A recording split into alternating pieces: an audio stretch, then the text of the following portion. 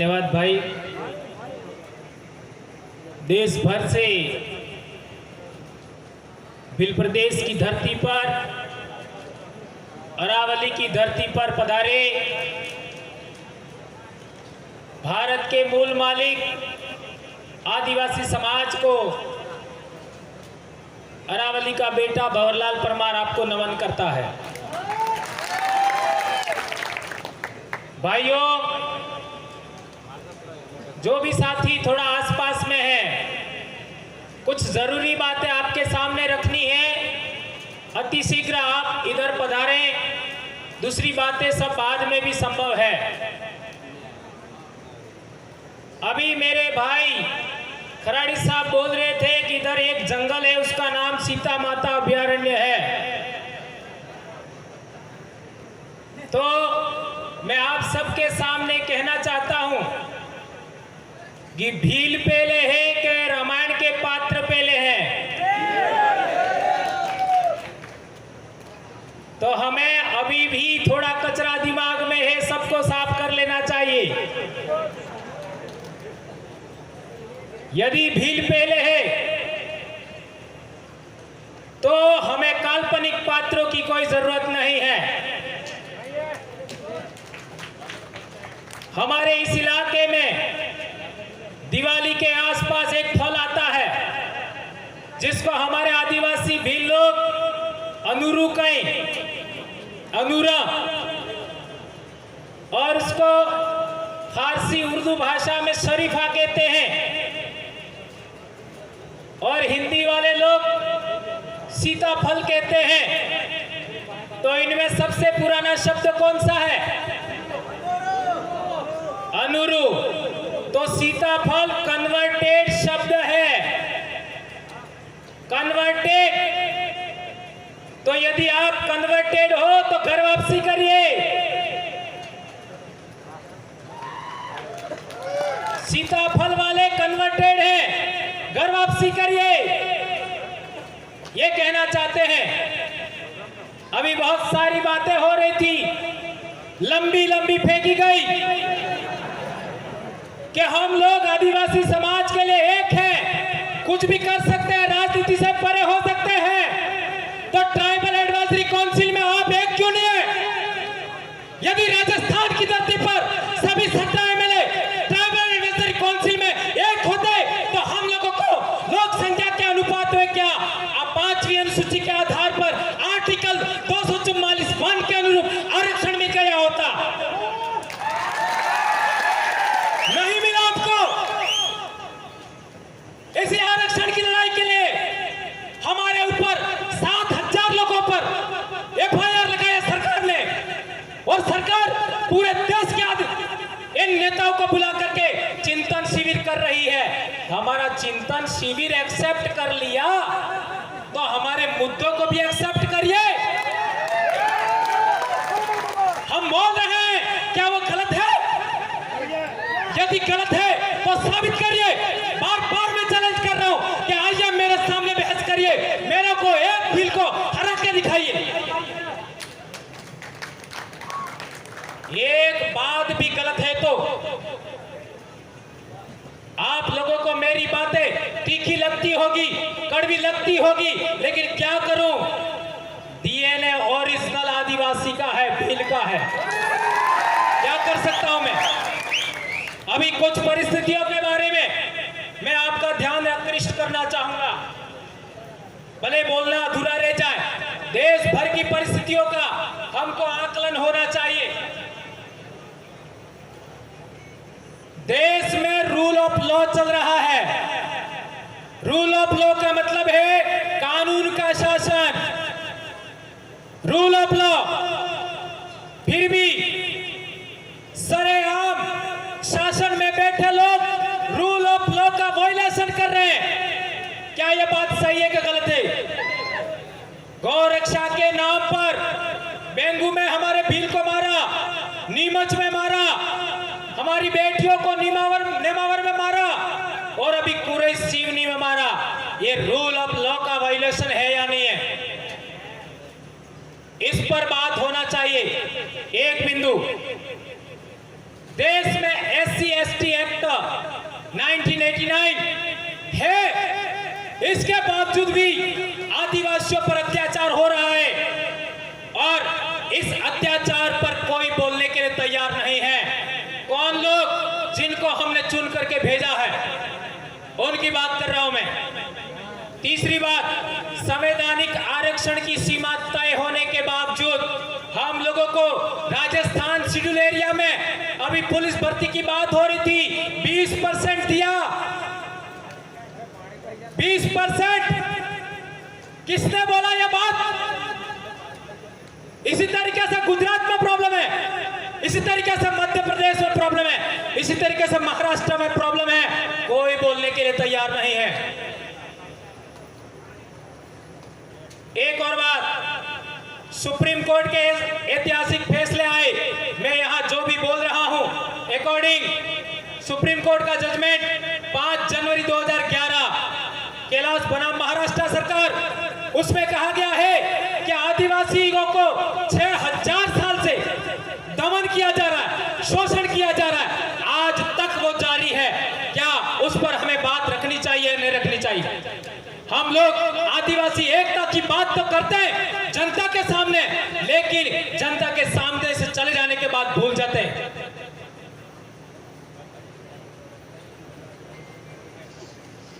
एक और, इसी में सुप्रीम कोर्ट के फैसले आए, कानून बने, वनाधिकार पैसा एक, लेकिन रूल्स और रेगुलेशन नहीं बने, नियम नहीं बने, जिनके वजह से वो सही तरीके से लागू नहीं हो पाए।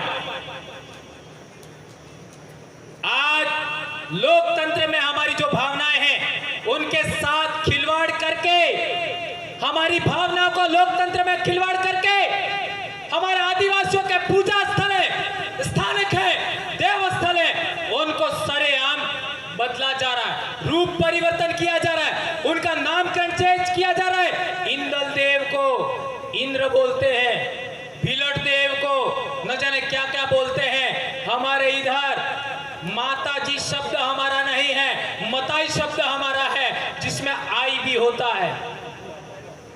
जितने भी आदिवासियों के कुल देवत हैं, भेड़ माताई, विजाहण माताई, बोरेज माताई, हम खुद लोग बोरेज माता लिखते हैं। ये ध्यान रखना होगा। और आपके इलाके में आप लोगों ने देखा होगा, सभी लोगों को मीणा बना दिया गया है। और अभी हम लोगों ने 1956-57 के बाद का डॉक्यूमेंट निकाला, जमीन का रिकॉर्ड निकाला, सभी लोग भील है। इसी प्रतापगढ़ जिले में, और बाद में हमारी कम्युनिटी चेंज कर दी। ये हरामखोर कौन थे? थोड़ा शब्द गलत निकल गया। कौन थे? अरावली पर्वतमाला की पहली पैदाइश, पहली उपज भील आदिवासियों का पूरा नामकरण चेंज कर दिया, इतिहास खत्म कर दिया, संस्कृति खत्म कर दिया। वो कौन थे? वो आइडेंटिफाइड होना चाहिए। वो इस देश के देशद्रोही लोग हैं, संविधान द्रोही लोग हैं, उनकी पहचान होनी चाहिए। मैं कहना चाहता हूं, आदिवासी महापुरुषों का इतिहास विकृत किया। मावजी नाम का कोई ब्राह्मण देखा आज तक इतिहास में?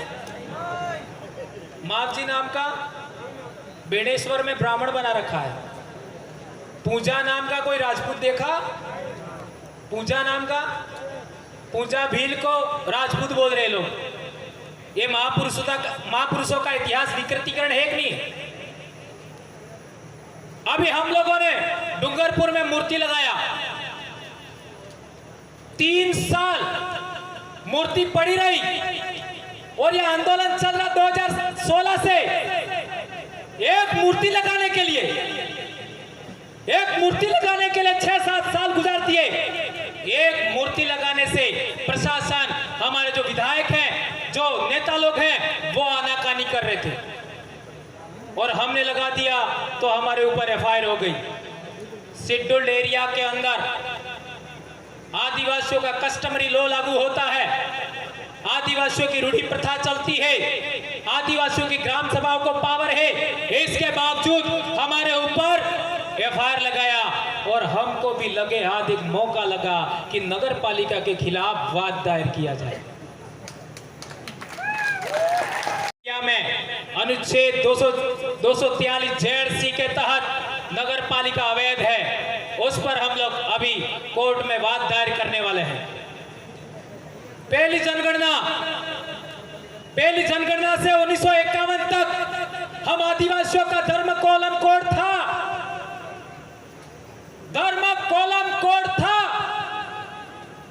इन लोगों ने आज तक खत्म किया।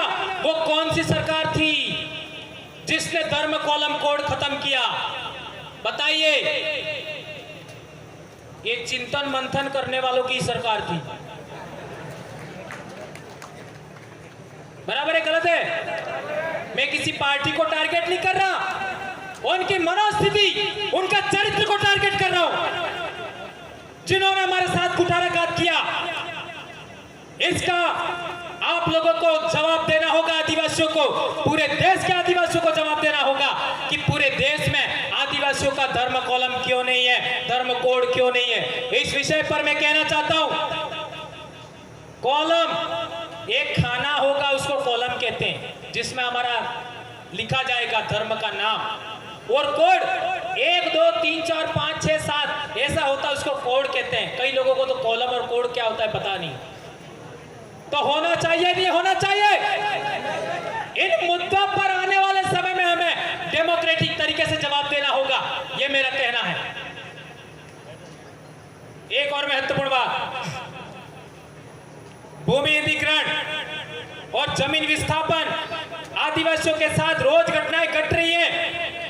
ये लोग संवैधानिक प्रावधान को नहीं मानते, 5वीं अनुसूची के नहीं मानते, पैसा कानून को नहीं मानते, वनाधिकार को नहीं मानते, ग्राम सभाएं फर्जी बनाते हैं। ताजा उदाहरण हसदेव अभयारण्य,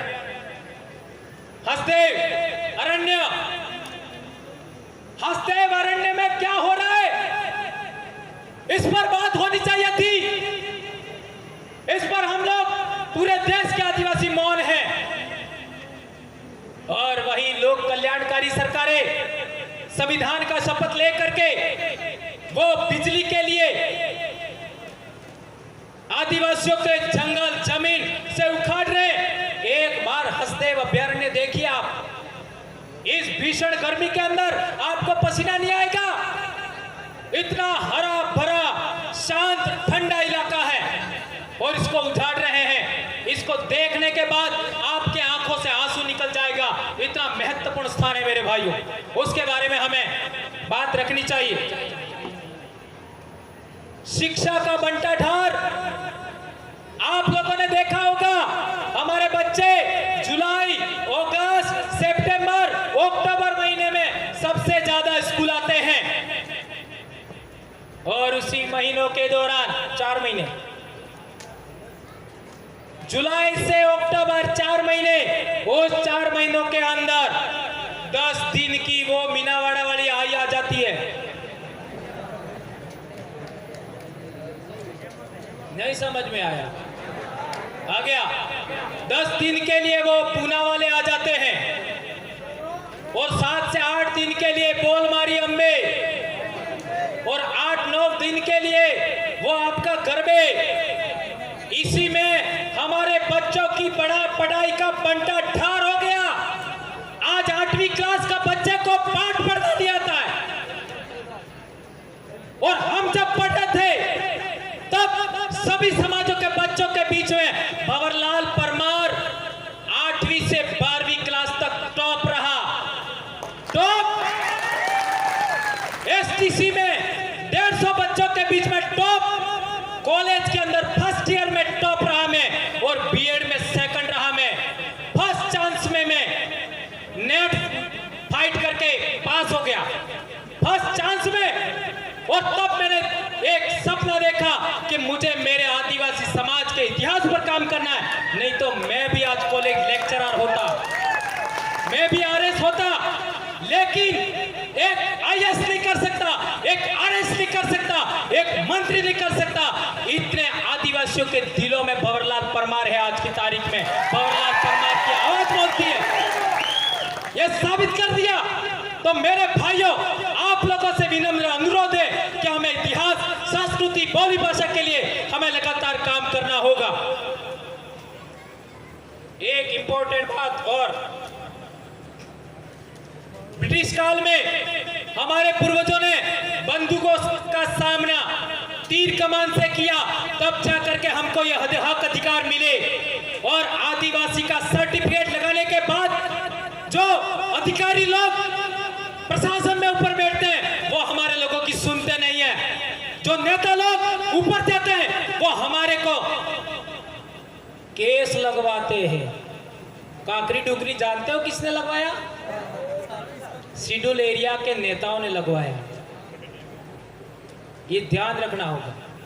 उन्होंने कुछ, जब भी आदिवासियों का सम्मेलन होता है, जब भी आदिवासियों का धरना प्रदर्शन होता है, जब भी आदिवासियों का रैली होता है, तो ये लोग दारू पिला करके कुछ लोगों को भेज करके हुड़दंग करवाते हैं। इसी तरीके से हमारे यहाँ के नेताओं ने इस काकरी डुंगरी के पास वाली पहाड़ी पर एक व्यक्ति के नेतृत्व में हुड़दंगी भेजे, दारूड़िए भेजे और हाईवे जाम करवाया। क्या यह बात गलत है? यह सही है। वो आदमी की भी पहचान होनी चाहिए। मैंने इधर देखा हुआ था थोड़ी देर पहले,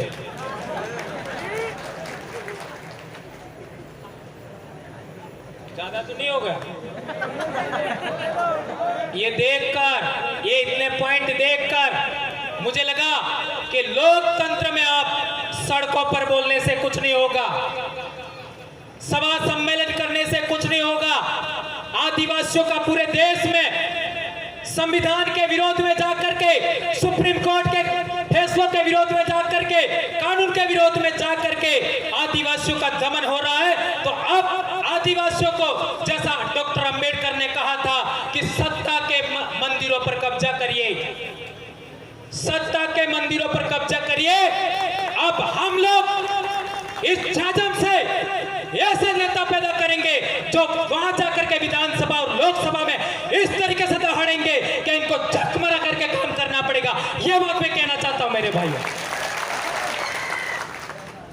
अभी बात हो रही थी संरक्षण की, तो जब भी बाहरी आक्रमण होता है, अरब आक्रमण हुआ था 712 ईस्वी में, तब जो सिंध के अंदर कुषाण वंशी लोग थे, गुजरात में गुजरात का जो सौराष्ट्र का इलाका है उसमें शक वंशी लोग थे, वो लोग राजस्थान आए। कुषाण वंशी लोग मिहिर की पूजा करते थे। मिहिर का अर्थ होता है, मिहिर को अंग्रेजी में, संस्कृत में मैत्रक कहते हैं और इसका अर्थ होता है सूर्य। और उन्हीं लोगों को कन्वर्टेड करके, ब्राह्मणीकरण करके, ब्राह्मण धर्म में लेकर के सूर्यवंशी बनाया। उस सूर्य के वंशज नहीं, चंद्रवंशी बनाया।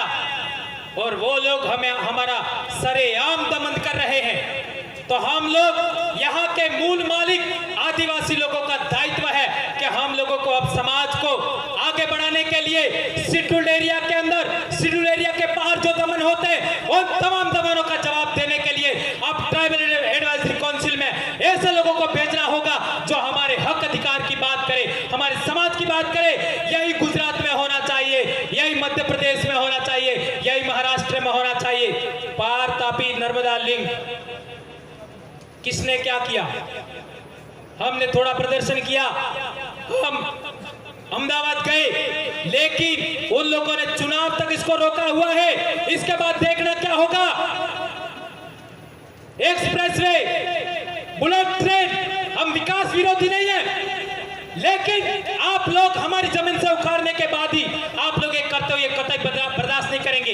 इसी तरीके से हमारा पानी, कोटड़ा ब्लॉक का पानी अभी मारवाड़ में देने के लिए आपको बताऊं 2 डैम बड़े बड़े बना रहे, 8-8, 9-9 गांव के लोग वहां विस्थापित हो रहे हैं। केवड़िया में हमने देख ही लिया, हंसदे में हम देख ही रहे। तो ये सब बातों के लिए हम लोगों को बोलना होगा, आवाज उठाना होगा। मैं पुनर्जन्म में विश्वास नहीं करता, न ही मैं ईश्वर में विश्वास करता हूं।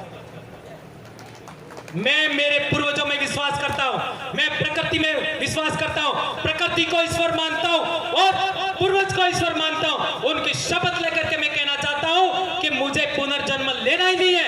इस जन्म में मुझे जितना भी समय मिलेगा मैं मेरे समाज के लिए काम करूंगा। नौकरी जाए भाड़ में, कोई फर्क नहीं पड़ता है।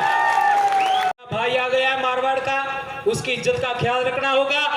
जय आदिवासी, जय जोहार, जय भील प्रदेश। एक नारा हो जाए, जय जोहार का नारा।